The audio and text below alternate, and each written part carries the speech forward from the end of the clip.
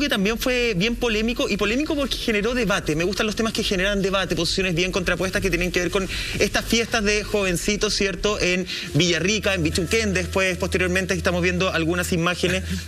Fiestas masivas, hay que dar algunos contextos en cuanto a cifras.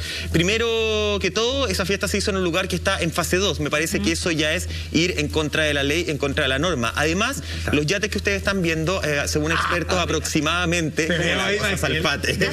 Como la voz Oye, estos yates aproximadamente son para 20 personas. Se contabiliza que había más o menos 40 personas por yate. Así que tan cuicos no eran porque tenían que ir a ahorrar espacio.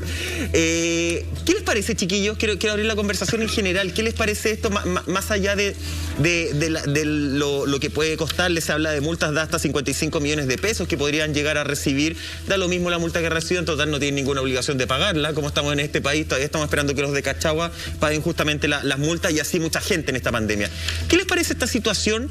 ¿Cuál es el real problema? El problema es la ostentación del lujo de estar carreteando arriba de un yate. El problema es tener a toda la gente aglomerada. Cuando yo veo fiestas en todos lados, en discotecas, la gente, o sea, en las discotecas la gente va al baño con mascarilla, pero bailan sin mascarilla. Y no es que yo me haya metido en una disco, lo veo todos los fines de semana en las redes sociales, entonces... Es un buen punto. Aquí la pregunta, a ver, César, ¿por dónde va el cine? ¿Qué es lo que molesta? Cuando estábamos en cuarentena, así Chile en cuarentenado, veíamos las famosas fiestas clandestinas, y ya eran en barrios populares.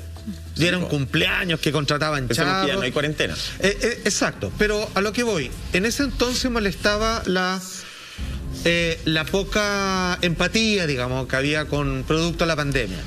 En este caso, molesta, parece la ostentación, molesta otra cosa, pero dos fiestas que lo hacen los de muy arriba y los que lo hacen los del medio y los de abajo, pero la molestia parece que tiene otro origen, ¿o no? Igual en toda clase social se toma el mismo pisco. Eso es bueno. Es que eso voy, pero mira, o sea, todos bailan con la misma música. El mismo reggaetón. El mismo reggaetón, claro, algunos lo hacen en su yate y otros lo harán arriba del techo de Calamina, lo que tú queráis.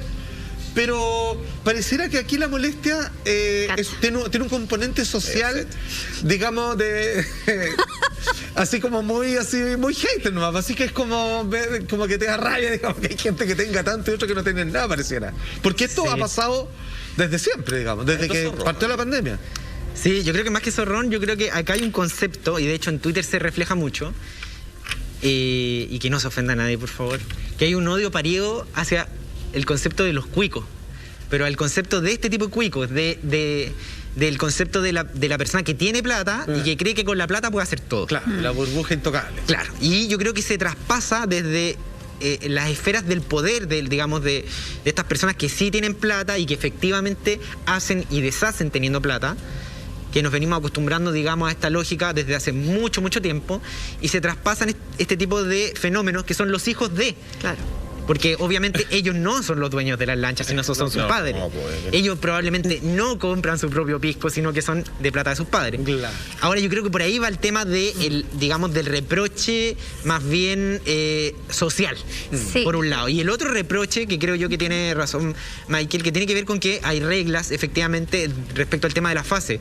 Y creo que sería... con los aforos. Claro, y que sería condenable, efectivamente, en cualquier estrato socioeconómico.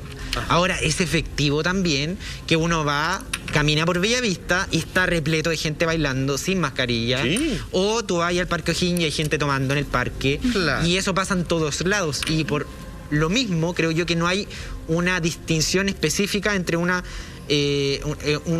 estrato socioeconómico y otro respecto al comportamiento. Ahora uno va al mall, ¿cierto? Y afuera dice aforo de tantas personas, pero ya no hay gente contabilizando quienes ingresan. Claro. Entonces también me imagino que dicen, nosotros estamos al aire libre, por último. Como que las normas en este país están súper raras. No, y son las mismas aglomeraciones que se ven, por ejemplo, a la orilla de la playa. O sea, en la misma arena donde un quitasol está al lado del otro. Yo estuve este fin de semana en la playa y es así, las playas están llenísimas. Pero yo creo que aquí lo que pasa particularmente, tú ahí en el clavo, César, porque yo creo que todavía tenemos muy presente todo esto que pasó en la fiesta de Cachagua en enero del año pasado, en donde había unas fases mucho más restrictivas, ¿cierto? Y todavía... importante desde ahí. Claro, y no se había iniciado el proceso de vacunación. Por lo tanto, nuevamente vemos que hablamos de un sector, ¿cierto?, que tiene mucha indolencia quizás o mucha falta de empatía y que se suele mostrar como siempre por sobre el resto. Es decir, hay reglas para los demás y hay reglas para nosotros. Aquí, como dicen por ahí, la justicia para ricos y para pobres, porque ellos tienen sus propias leyes y siempre son avalados por la impunidad. Así lo vemos con las multas que se pasaron, ¿cierto?, hace un año, y que hasta ahora yo no sé si se ha pagado más del 1%, que era la cifra que habían que se manejaba y se sigue manejando. Pero ojo, que esas reglas son para cualquier barrio, para cualquier estrato socioeconómico, porque el del sector oriente y el del sector poniente ninguno paga. Ahora, porque este país tiene una norma, porque las normas de este país son un chiste. Sí, pero me refiero a que siempre está como más asociado a un sector, como lo vemos con estos chiquillos, que claramente son de un estrato social mucho más alto, que a lo largo de la historia, y lo hemos visto por ejemplo en los casos de corrupción, ¿cierto?, que finalmente es un trato para cierto tipo de personas que para otro. Yo creo que por ahí va un poco la... Fiestas clandestinas populares habían detenidos. Por lo menos uno veía los matinales. Recordemos los chichigán cuando pillan a Pablo Echenique. Y los meten y todos saltando a la bandereta y los que agarran para el furgón. Fíjate que cuando y aquí estos se van para su casa, ¿no? Digamos. Fíjate que cuando se hablaba, y esto no me acuerdo qué medio lo sacó, hacía el comparativo de cómo se refería a esta fiesta en el sector oriente versus el sector poniente. Y en el sector poniente se hablaba de fiestas clandestinas. En el sector oriente se hablaba de encuentros, de reuniones. Mentira. Era así la diferencia. No, y había una jerga que era ir a misa. Y eso es un tema que tiene que ver con la ¿No cachaste eso?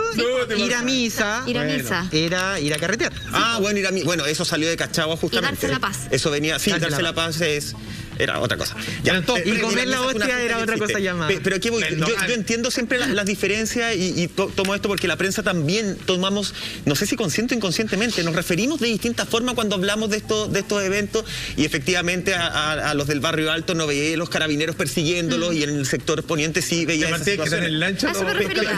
Y yo se lo entiendo, pero si nos vamos ahora a este tema, ponte tú, de las multas son un chiste. Porque este país dijo, te voy a poner una multa, pero cuando tú quieras me las pagas. ¿Cachai? No hay ninguna norma, ninguna obligación a pagarla. Entonces, claro, tenía un grupo de cabros que probablemente por la edad son menos empáticos o menos, no sé, tienen menos conciencia. Y dicen, me voy a juntar con mis amigos. Esta fiesta además empezó a viralizar por las redes sociales. No es como un cumpleaños. Empezó a llegar gente de distintos lugares de las redes sociales. Y dicen, estamos al aire libre. Entonces, me cuesta verlo. Sí, fase 2 ya, es terrible, anteojo de cuneta todo el rato. Da rabia, da lata, pero tampoco siento que es lo más terrible si vemos lo que está pasando en el mundo entero, César. O sea, sobre todo en Chile. El mall, las discotecas.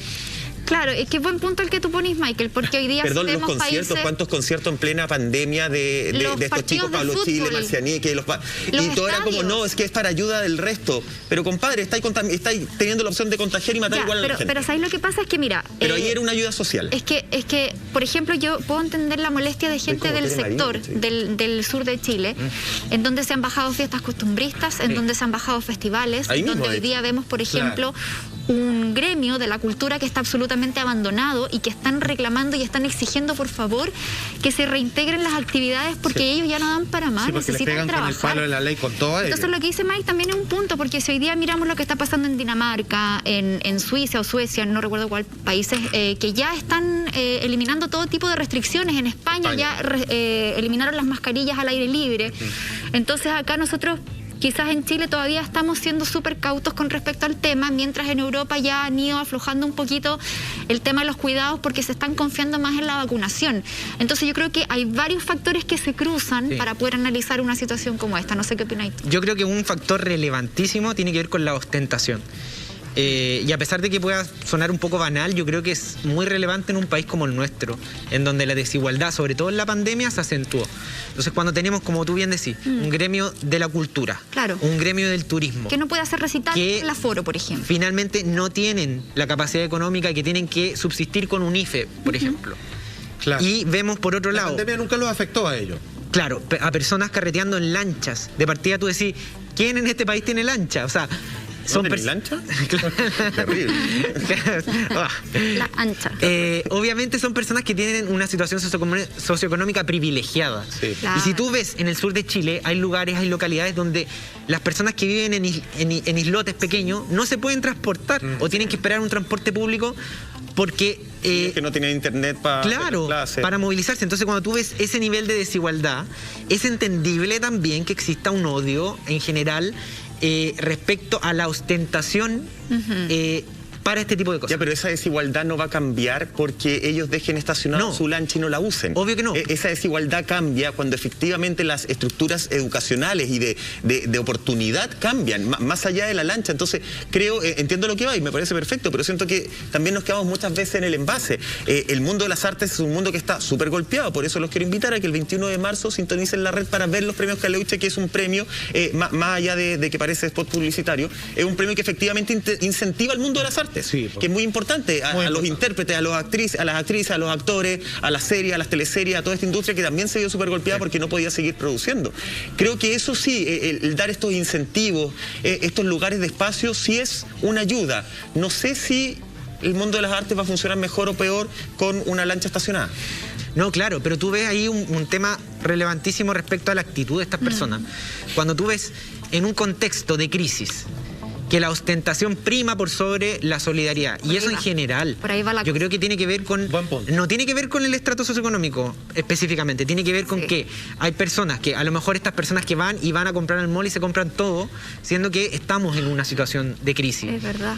Y tú dices, ¿y dónde está la empatía finalmente? Estamos en una crisis migratoria. Pero ellos ya están carreteando sobre un yate, no, pero están carreteando como cualquiera. Sí, no, pero no como cualquiera. Es que esa es la diferencia. Como los pocos, digamos. El mismo pisco que compro yo. Tampoco era pero es que ahí tú te ves la paradoja, aparte. No había más, pero por ejemplo, en términos comunicacionales. Pero yo creo que tú diste un tema fundamental, que es en la situación en la que está el país y que a alguien no le importe, digamos, mostrar esa diferencia, que es como a mí que me importa, porque a mí esto no me afecta. De hecho, mi papá ahora tiene más plata que antes gracias a la pandemia.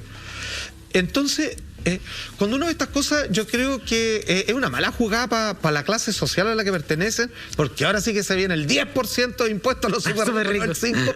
O sea, porque pareciera que es algo con lo que sí podrían aportar, colaborar y no les duele, no les pasa nada, digamos. O sea, yo no sé si esto afecta algo, la mirada sobre la discusión de leyes sobre esas cosas. Sí, yo creo que tiene que ver con algo simbólico, más que el acto en sí mismo, Michael. Yo creo que acá hay gente que junta su plata para irse de vacaciones, para poder ir al lago Bichuquén. Gente que junta su plata para poder comer. Para poder comer, claro. Y tú ves como jóvenes privilegiados pueden andar en lancha de los papás, pueden darse este espacio de recreación, que yo no te estoy diciendo que sea malo, si todos los jóvenes tienen el derecho en cierto modo a recrearse. Si el problema está en la ostentación en un momento de crisis y en un país en que sabemos que tuvo un octubre en 2019 que se quebró principalmente por este tipo de cosas, por esta diferencia socioeconómica tan abismal entre las personas que tienen y las personas que no tienen nada. Si finalmente eso. Yo creo que por ahí va, yo creo que das ahí en el clavo, César, porque todos en algún momento hemos tenido juntas con amigos, quizás hay juntas más grandes que otras, pero finalmente todo el mundo ya está con una fatiga pandémica, un cansancio, ya están todos chatos, criticable la situación. Yo creo que en el punto que tú dices, es como eso, es como de sentir que se demuestra la falta de empatía. Yo creo que por ahí va el tema.